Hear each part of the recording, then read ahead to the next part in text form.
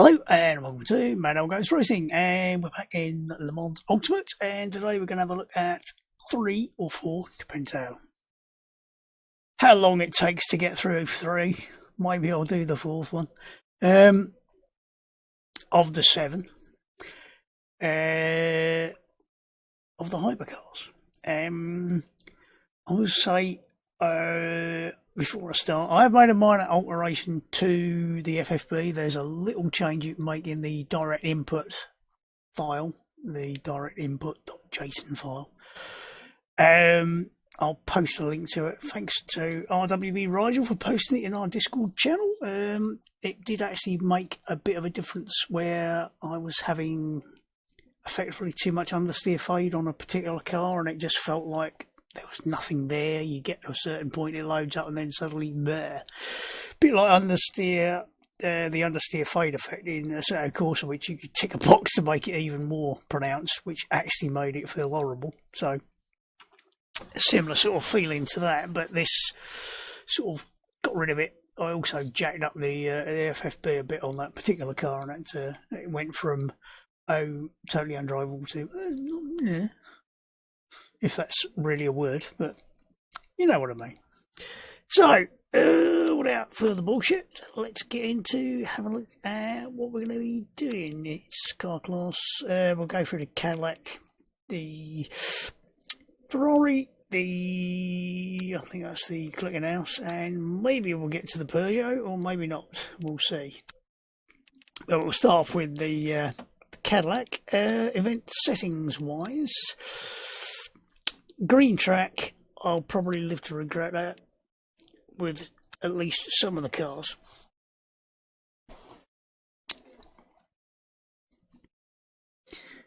To say that they're a bit interesting at times, some of them.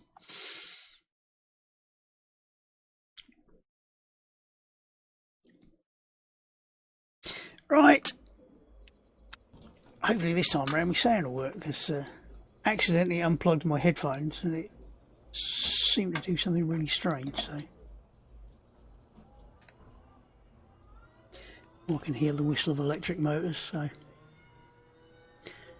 I think what it does, it drives out on the electric motor unless you go above a certain amount of throttle or speed or something. But so it's all a bit random about when the engine comes on. Not that it really matters, but whatever.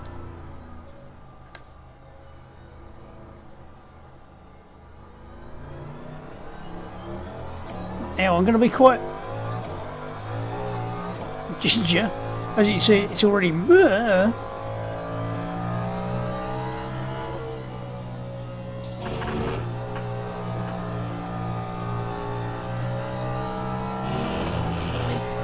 I'm actually going to take it quite easy for at least a lap. Now, one of the things this has is a thing called brake bias mitigation, I think it is.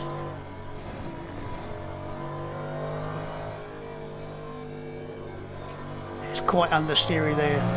It might be this needs a bit more FFB applied to it, because it's quite light as well. Gets to that sort of, I don't know whether it's just something they've done with the amount of loading through lower speed corners, and then they've lowered it too much or something.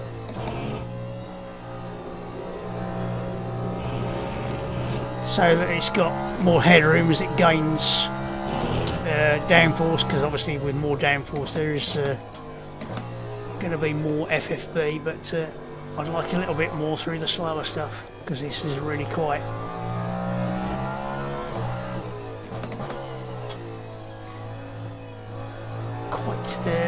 light and can get a bit lighter as it gets it to understeer, but through the high speed stuff it's actually quite, well, very firm in fact. But I was talking about the brake bias mitigation now. At the moment it's set to 2.5 to the front, and that's about as far forward as you can get it. So what it should do is through the braking zone it will change the brake bias effectively.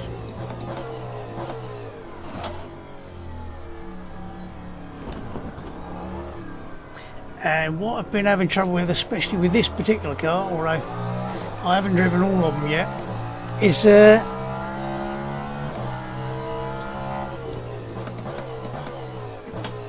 late in the braking zone. You can feel it locking the back end.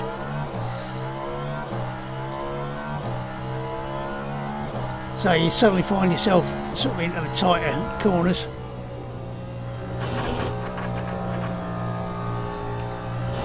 Very ginger through there.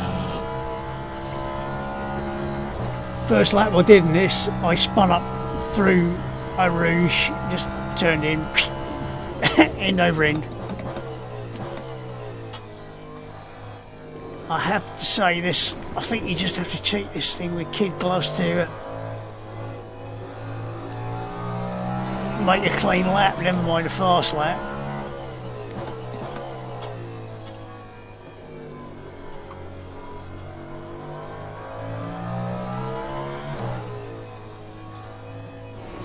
Yeah, I think it's definitely a bit light still on the FFB. There is a per car setting in the FFB setting, so you can actually wind it up and down per car. So if you find one to two down heavy, you just wind it down, and you should be able to wind another one up. There's probably a keyboard command to do it somewhere, but I can't remember what it is, if anything. So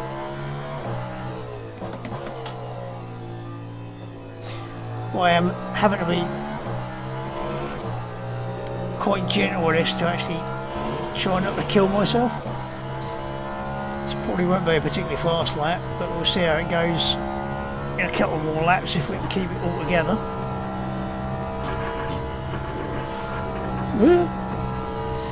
Starting to get a bit loose there.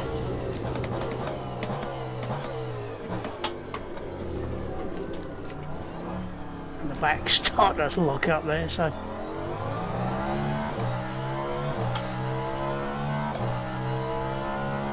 lap 2, 10.21. I mean, the very first car I tried in the Hypercars was the Porsche, and that actually didn't feel too bad around the one. Tried it around here and it's definitely a different kettle of fish. I think they had actually...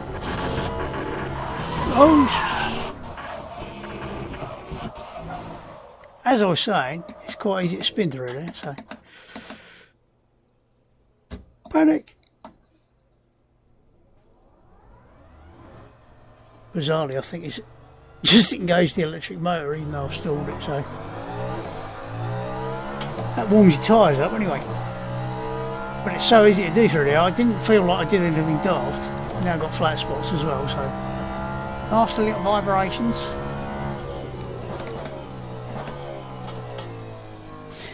I was tempted to just go sod it, we'll just go with a sort of medium rubber, but I don't think it actually made a lot of difference really to things. And the fact that it really is that easy to lose the car.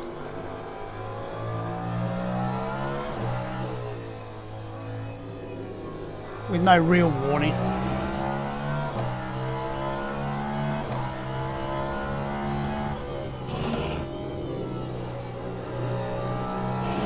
Back end went there again.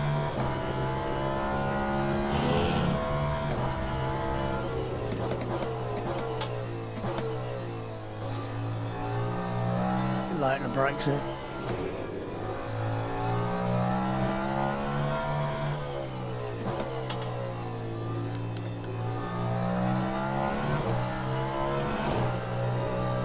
Now, I haven't yet looked at it, but there is a big document about how to get the most out of the all the electronic gizmos on these cars. I'll try and remember to post a link to it.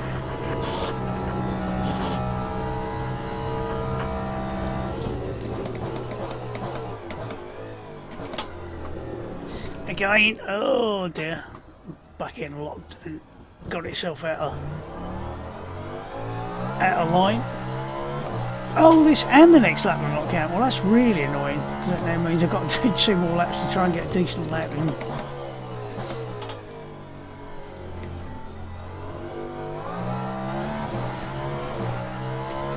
see if we can get through this without killing herself. Just off the throttle, and again the back end was waving about and wandering about there.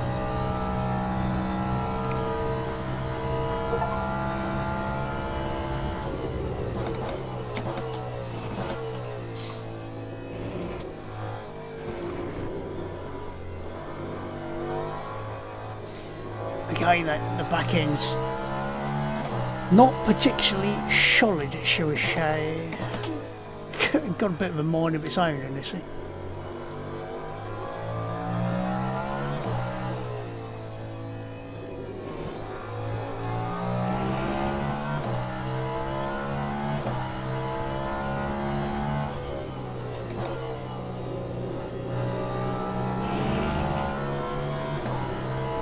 Yep, definitely flat spot at the right front more, I feel a bit.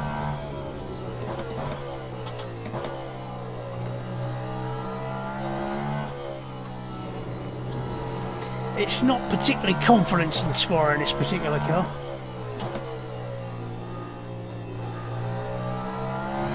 It's a bit like going, as I did in the first video when I went from the Aston to the Ferrari and went, it's just even the same class of car.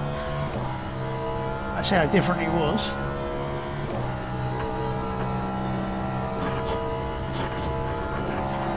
Whoa! That was interesting.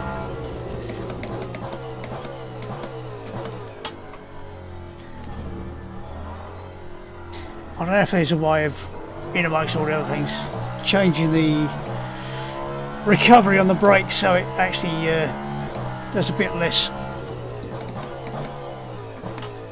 to try and keep things a bit under control. Because it's possible this has only got generator recovery on the rears. Oh, fuck's sakes. Oh, Jesus Christ. Which would tend to make it more likely to lock a back end up. I think I've done enough in this particular car to say, yeah, this thing's a bit nasty. Just for no reason. Why did it go there? I don't know. What's on?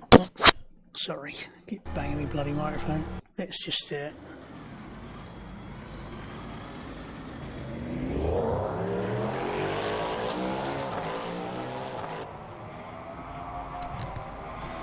let's just watch the replay and see if I mean, it sounds lovely.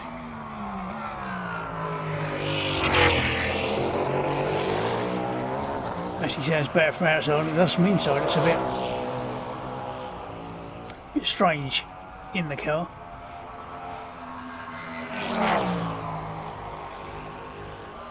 So it looked fine that time.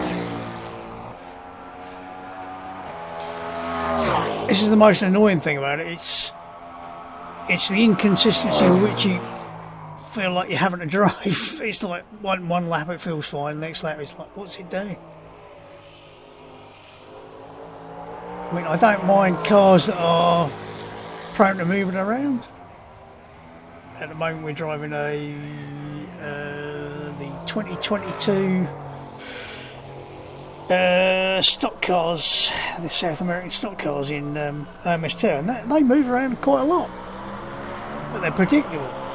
They don't suddenly go at the drop of a hat.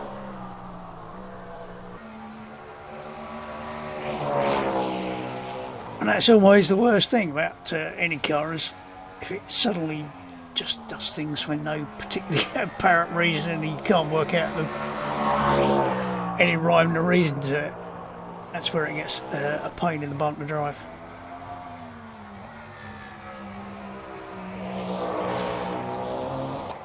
Now it might just be that it needs a very minor tweak to the settings, to the setup to get it to work properly, but I will say at the moment it's not really there for this circuit.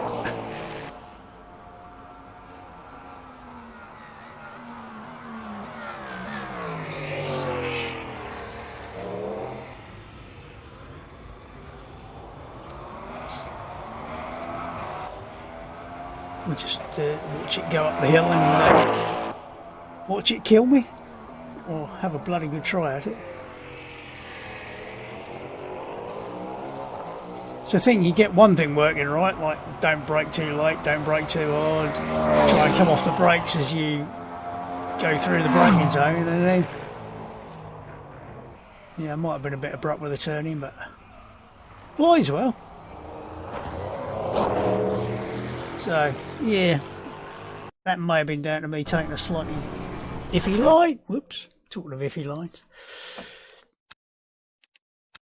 But you want a car that's a little bit more forgiving, shall we say, of minor mistakes. It certainly shouldn't throw you into the weeds quite as badly as that. So yep. Select a car. Ferrari. Right. Again, green track. Again. See how this goes. But yes, the Cadillac is definitely interesting to try and drive. I mean, around somewhere like Le Mans, it might be a lot better because different types of corner. Who knows? Although, come to think of it, Porsche cars would probably kill you every time. Now, the Ferrari doesn't drive out the pits on the electric motor, so I've got no idea why some are and some aren't, but we'll do whatever.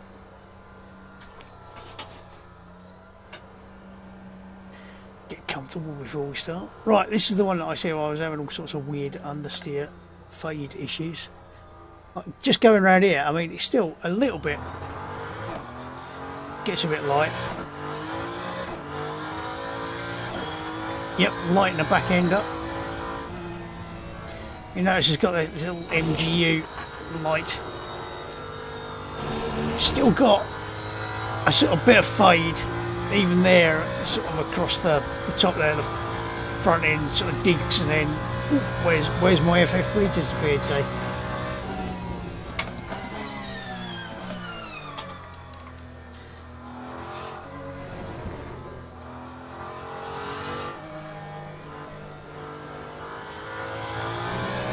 But it's got just about enough.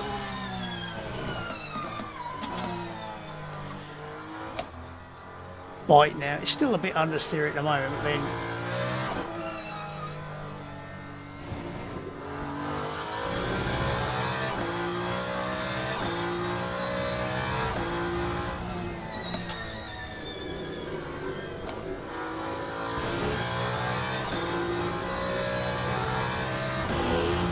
what was I saying?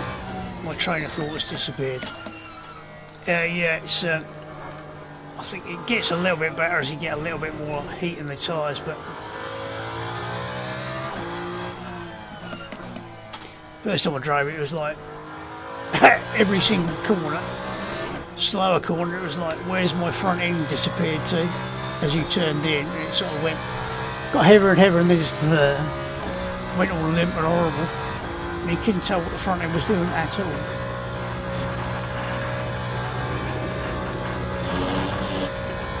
Fine at high speed.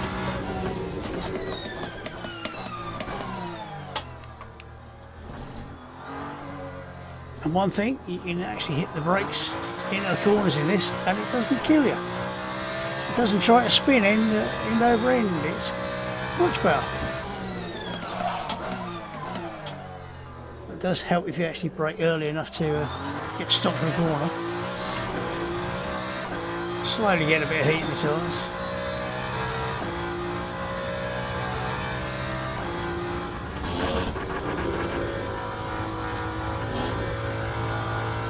Now that wasn't the perfect line, but at least it held the line.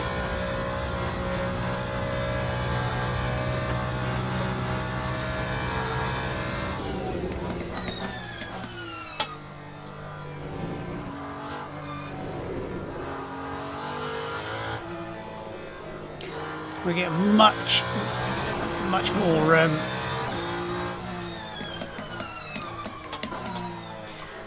front end load through that corner there, and it's starting to get a bit through there as well as the front grip up. I think this car actually likes to be trail brake right to the apex.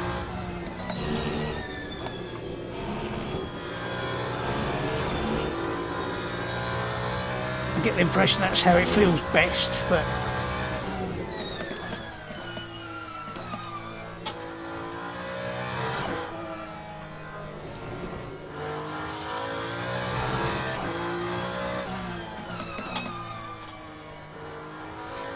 I don't know whether it just encourages it to do that or whether it's just the way it's set up is working really well if you do trail brake into the apexes a lot.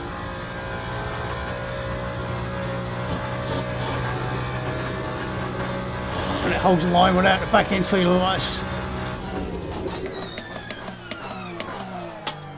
trying to let go. If anything, it feels like it's got too much front end brake bias, but I'll leave it where it is for now. Lap 206.32. Oops. That's just me being cat-handed.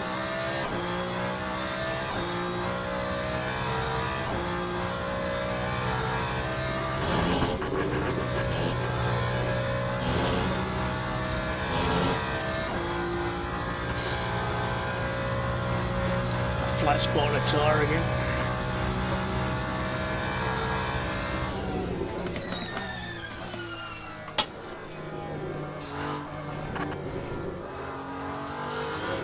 Oops. I mean, it went, but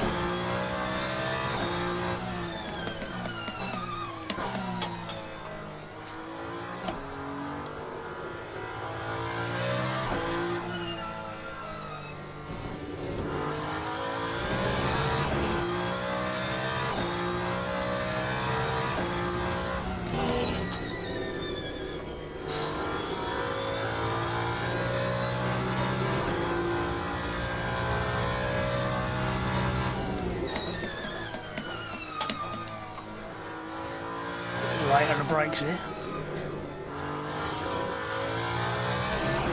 It does still light up a bit.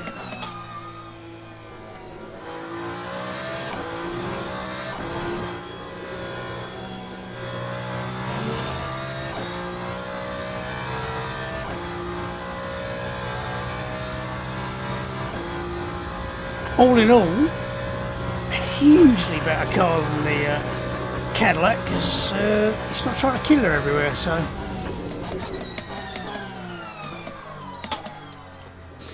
which helps, although a little bit wayward come through there. Should we try one more lap? 205.80.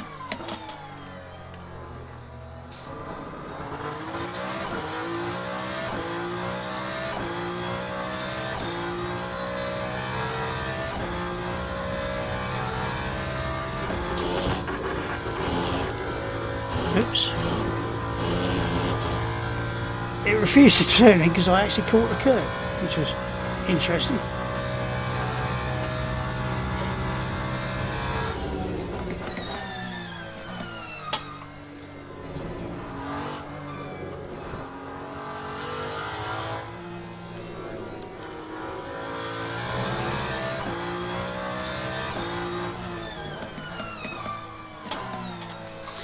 Let's see if braking a little bit earlier so we can hug the curb if it helps.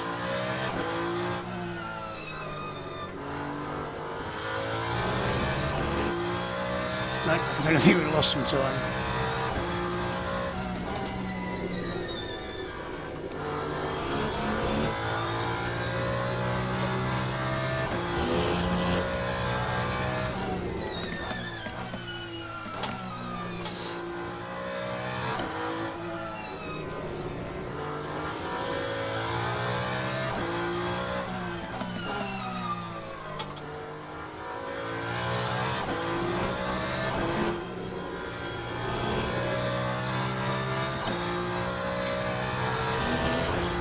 Just a couple of tenths through the middle sector there.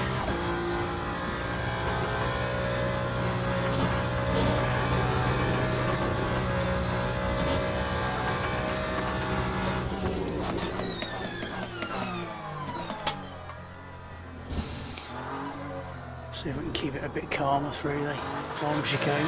See if it helps. Yeah. That time was a 2:04.75. So basically, drival, which is a massive improvement over the Cadillac. So we'll just I keep forgetting, can't do it from the resume bit. I should really cut this down to about 2 minutes on the replay instead of 3, but whatever. Maybe 2.5.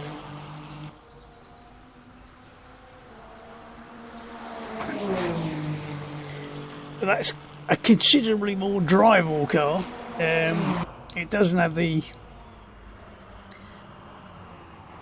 weird snap oversteer, although occasionally it gets a little bit loose through the slower corners. It doesn't have the horrible snap oversteer of the Cadillac, and it doesn't have the that's on turning. It also doesn't have the snap where the rear brakes will suddenly lock up. So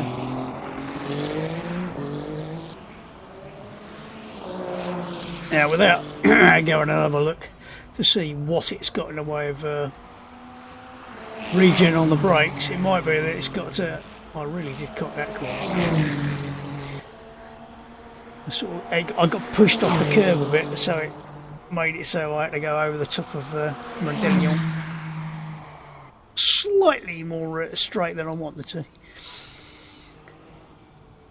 Yeah, I'd have to check to see whether or not it's got front and rear regen on the brakes, because if it has, it'll probably keep it more even, whereas the Cadillac may only have regen on the rear, which would potentially cause it to have more problems with locking up.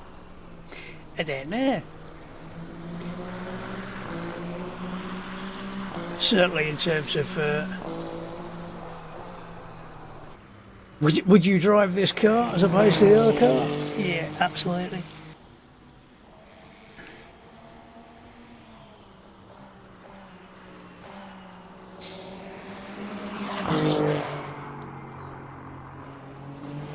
I think the Cadillac sounds better, but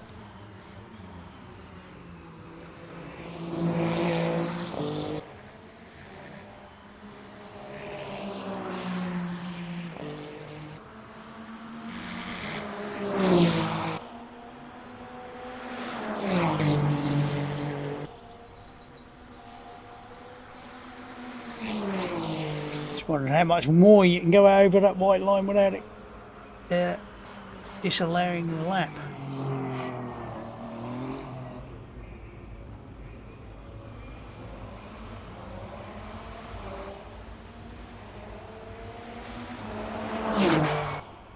So yes, major improvement over the other one.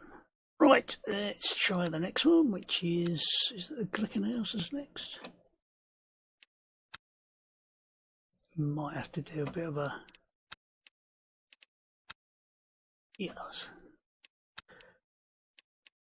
little bit of adjustment of the FFB, because I think when I drove this the other day it was a bit light, but I think that was before I did the changes to the other file, so we'll see.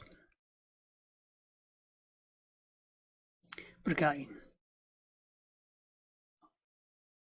they're all different cars, so they should all have different characteristics. Whether or not that means they should all be highly drivable or some highly drivable and some highly undrivable is a different matter, but we'll see. Again, this one has a proper engine in it. You need to start to get out of the pits, so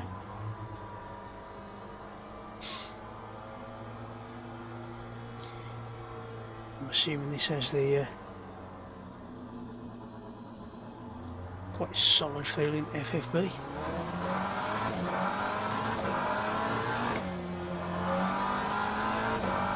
Slight lack of rear traction there. Ooh. Very, very, very light front end. Even here, at 165 miles an hour, it still felt like it was like There is no front into it.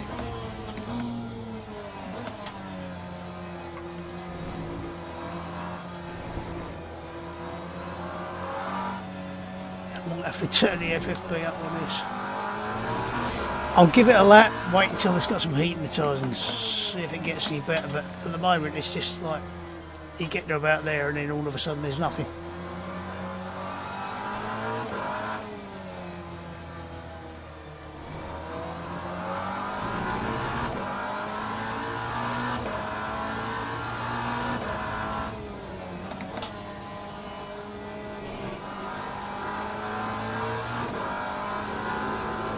Starts to feel like there's a little bit of load coming in.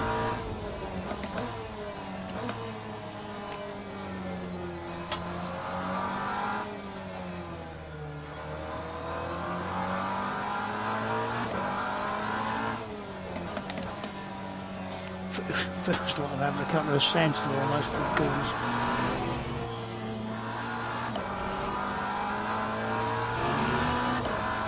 Standstill being a right left turn when you got a car that can do over 200 miles an hour.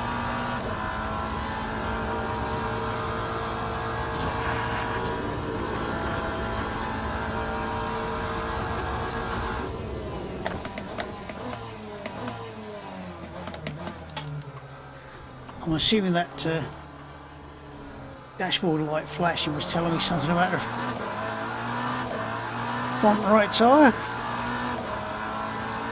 Flashed orange.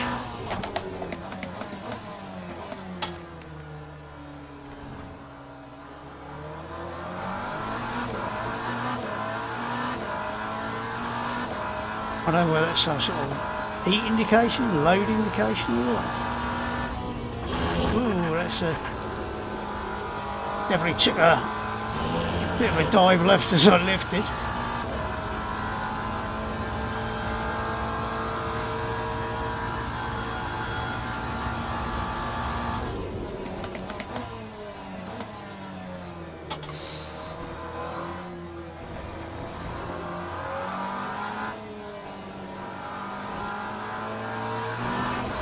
Apart from the FFB, it actually doesn't feel too bad at all.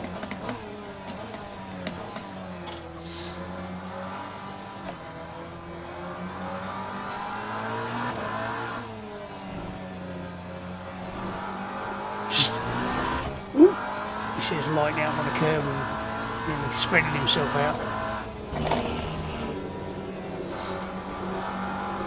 Just doesn't feel like there's any load.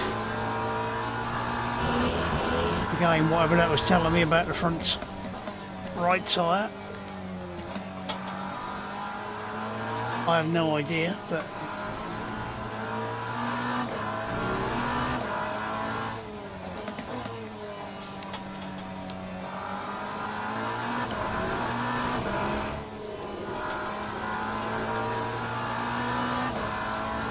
well, I say, apart from very, very light FFB, actually feels pretty good.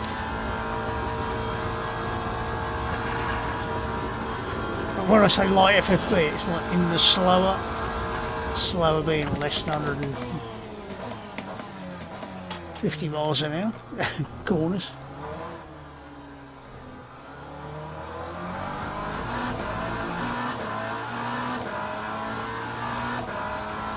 Time 2:12.42. Oh yeah, bit of a rear lock up there. I'm assuming this thing has got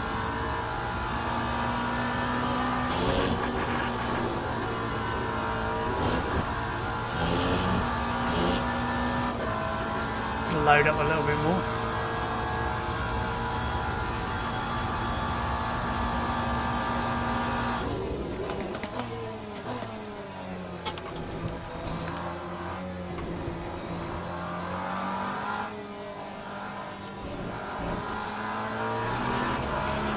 The lack of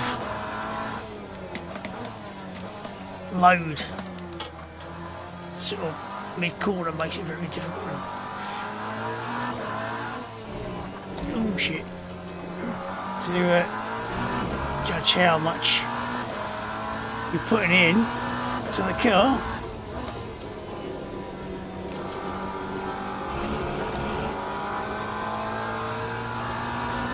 I know I'm meant to be looking at this orange thing going, this is how much stress you're putting in the front tyre or what?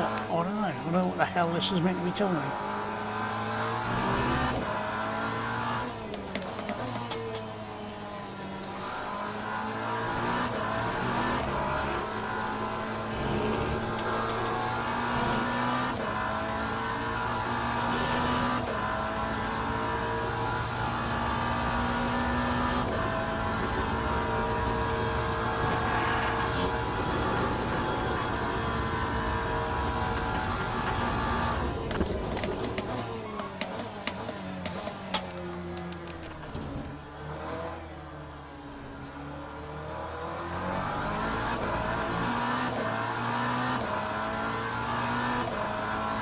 Time was a 2:08.45.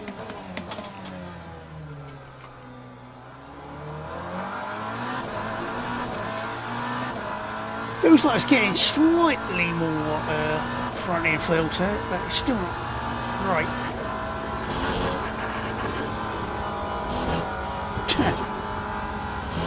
Nah, this. That was just like, there's no front end feel to it. Can't turn in anymore.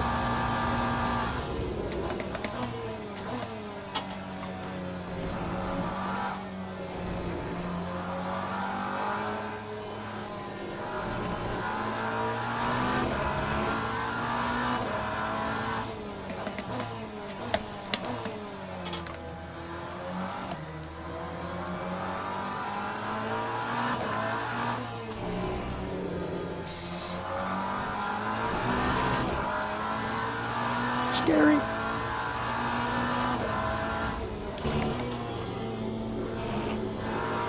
Go down the extra gear to see if that'll help get the front end to turn in.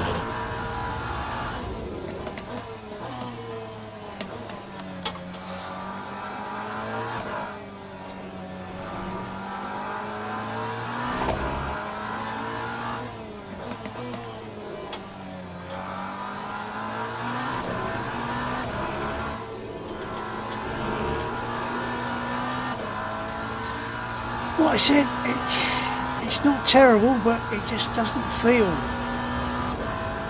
like the front end's there. It just... Whether that's a problem with...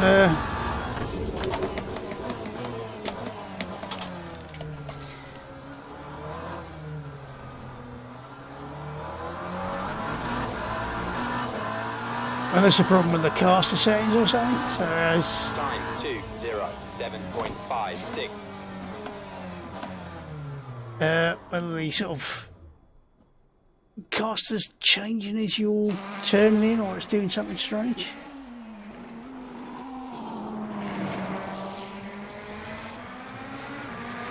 Because obviously, if you've got less caster, you're effectively turning sort of with less trail. So the distance between where the turning point and where the tyre contact point is, that lever gets shorter at various points, and the shorter that lever, the less it sort of feels through the steering. So whether that's the problem, I don't know. But yes, I mean it's not bad. It just needs a bit more feel to it. So I might try having a play with the FFP. I think I turned the Ferrari up by about 20%, so from 100 to 120%. I might have to do the same with this and see if it actually makes it feel any better.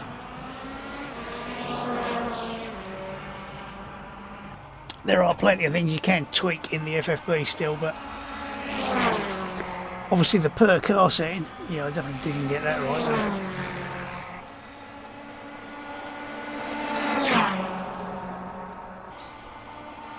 Not really got a brown seat.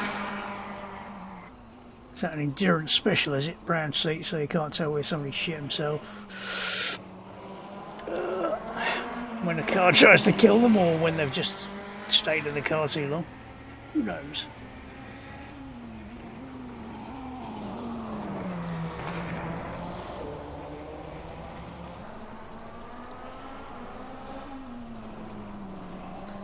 Didn't like turning off at curb a lot, but I certainly didn't like that curb a lot either. I think I'd say this car, potential, definitely. But it might be that this is one of the ones that will get a lot better feel when it's got a bit more rubber down. Again, a bit of a wayward moment off the curb.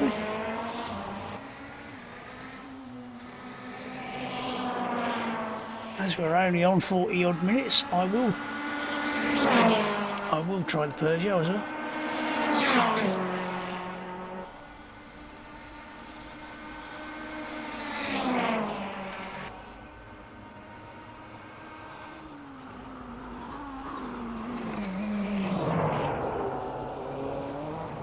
Didn't quite get the brake in right there, it was a bit late turning.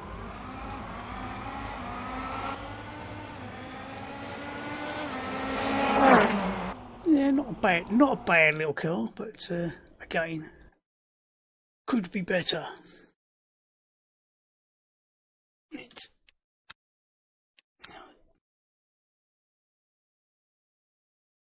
I'm just going to pause there. I will be back in a second. Right, where was I? Oh yeah, just checking on my mother. She keeps popping up the stairs and then down again. I thought she was about to go to bed and sort her tablets out, but she said she'll be up for a little while longer. Fair enough. Right. What we try next? Oh yes, the drive of your life, the Peugeot 9X8. I'm assuming they've just gone X instead of 908, but whatever. Now, this should be interesting because I literally haven't driven this car. Is this the one that hasn't got a rear wing on it?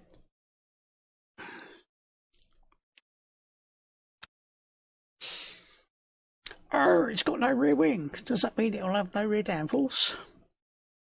I don't know. I literally haven't turned the wheel in this car yet, so this is a voyage of discovery, shall we say. What we'll discover, I don't know, but for obvious reasons, I might be a little bit more cautious on the outlap until I get a feel for what, if anything, it's going to do in the way of trying to kill me or just give me a nice drive. I don't know. Might be the best car in the game, for all I know. We'll find out. Right.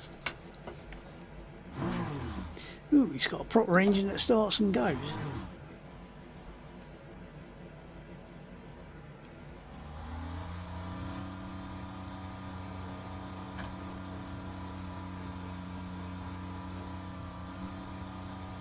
So one thing, at least it doesn't make horrible noises on the rev limiter like some games do. It feels like they're...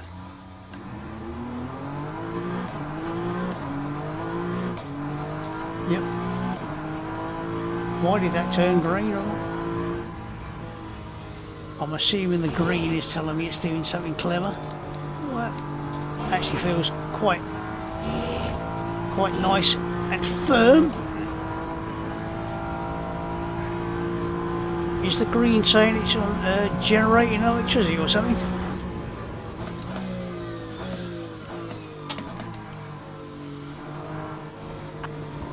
Probably could have done with braking a little bit earlier. Oh, that's got a really nice load as you turn in. Let's see if it goes a bit light around it. No, it's still got load on it even here. So yeah, that's a little bit of understeer there.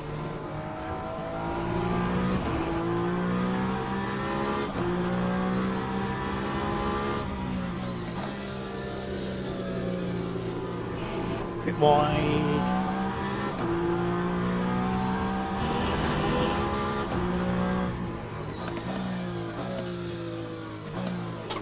Oh shit. Didn't like that extra down change. Should have stuck with third gear, I think.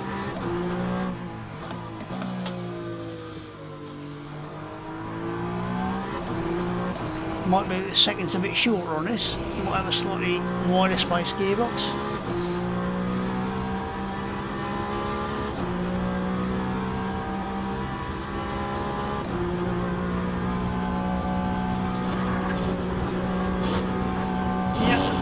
does feel.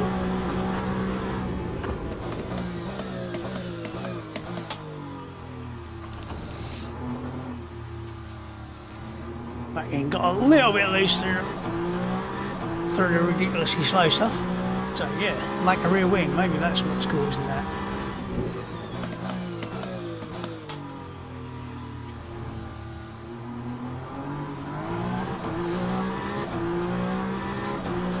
Yeah, it doesn't have a lot of very slow speed traction there, so.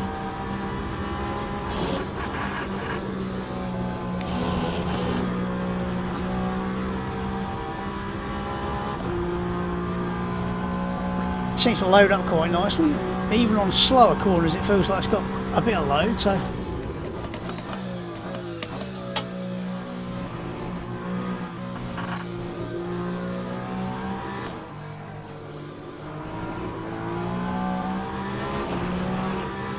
trying to get away from us a little bit.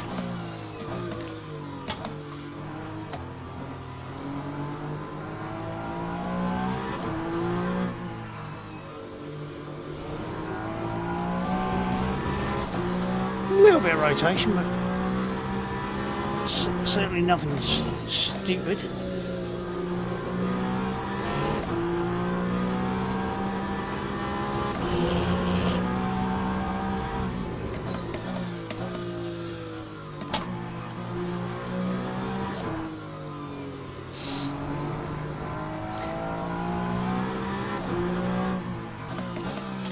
Well, that change into second gear on the first lap caused the problem just due to the cold tyres. I don't know. Seems much better now.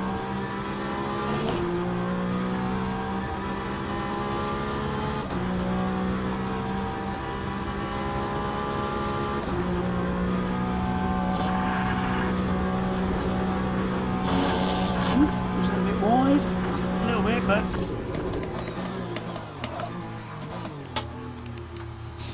Lock the tyres a little bit, but kept it in a straight line whilst doing it, so.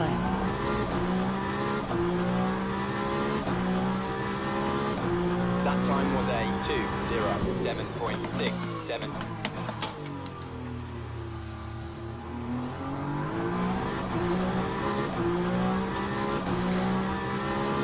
So far, I have to say, out of the box, this is probably the best car.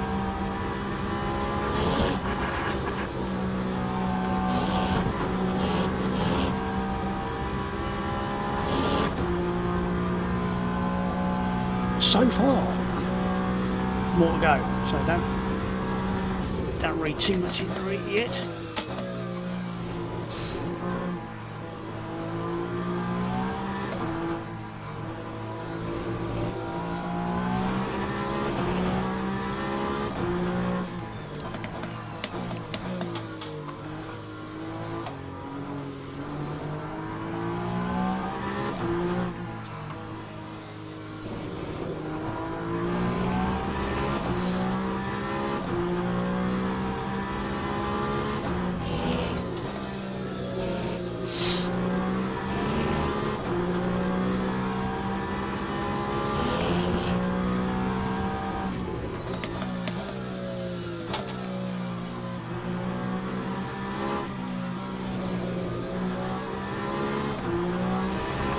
A little bit wide through the first part of that.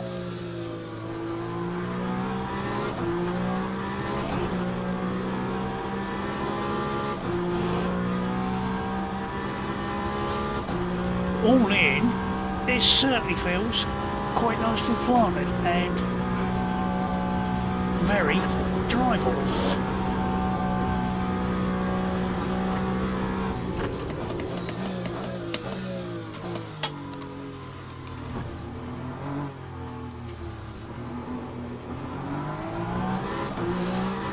So that's the only thing it suffers from a little bit, is the very low speed. 2:06.02. I would do another lap, but I think you're getting the idea that this is quite a nice car, and I would have to say, yeah, I agree with you. It does look weird though, without any rear wing. Well, it's got those little outside winglets, but very strange. But yeah, the slight lack of low speed, very low speed, like through the nasty little chicane at the end there, and a little bit out of the source hairpin. Lacks a bit of grip, but apart from that, that's actually pretty damn good, that car.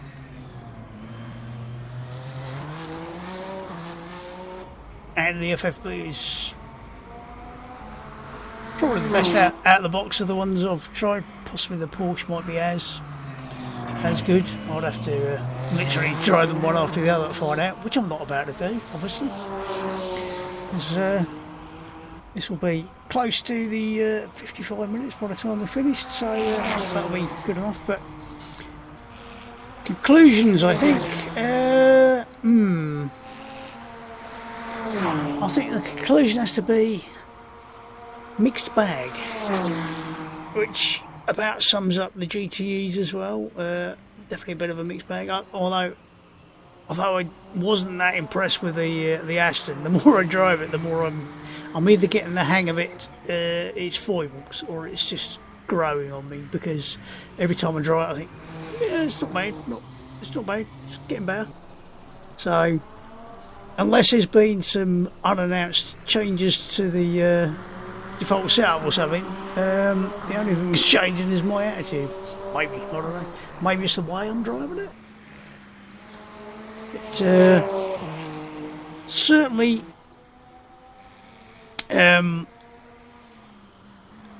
having tried a couple of other cars and then going back to the Aston, you go, oh, that's actually not too bad.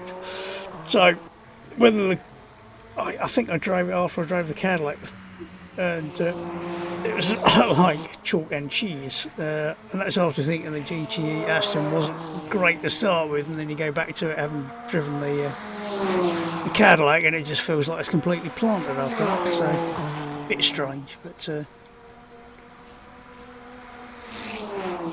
if they can get them all to a minimum spec that's as good as the Peugeot, I think it'll be a lot better.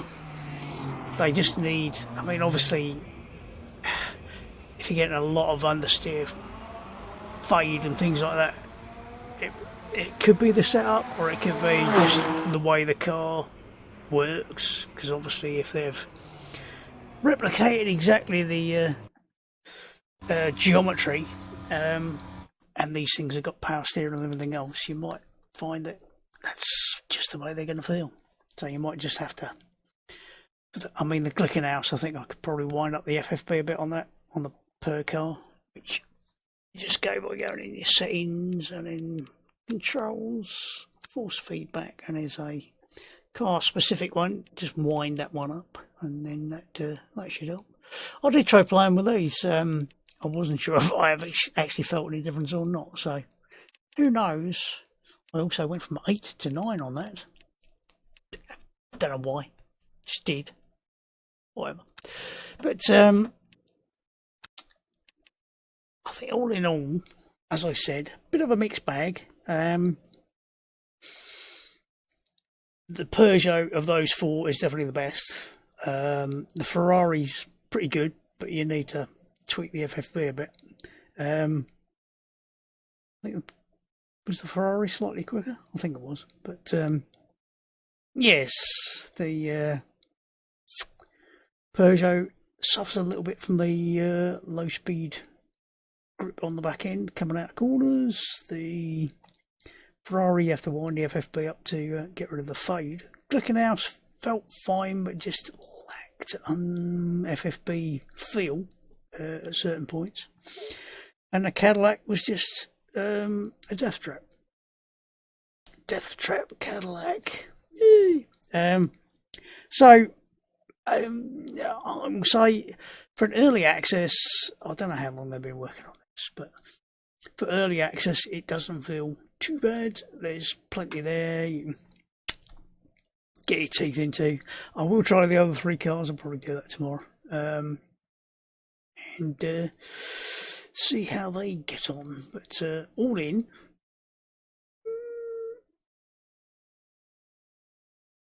bit of a case of the good, the bad, and the ugly, I think, really, at the moment. So, but if I had to drive one of those four cars, it would be a toss-up between the Ferrari and the Peugeot. The Glickenhaus, if I was really had to, I'd probably be able to get away with that, but Cadillac is just, no. Not at the moment.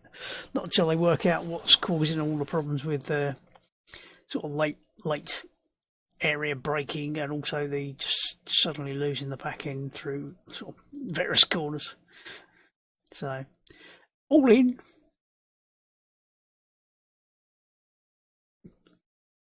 I think sums it up. But that'll do for me for now. I will do the other 3 cars hopefully tomorrow, and we'll see how they compare. And I might actually try the Cadillac after that on a heavy rubber track, just to see whether or not it actually does improve it enough to make it worth driving. But again, if you're going to go through practice qualifying and then before you get to a race, you don't get to some decent amount of roll until you get to a race, it does make it hard to do the sort of practice and the qualifying. So it might be that somebody out there has already sorted out the setup and improved it no end. I don't know. I don't spend all my life checking other people's setups, so have a look online. I'll try and remember to post a link to the bit about all the electronics as well, hopefully. So, but for me, for now, enjoy your racing, have fun, and I'll see you soon. Goodbye. Where's my button?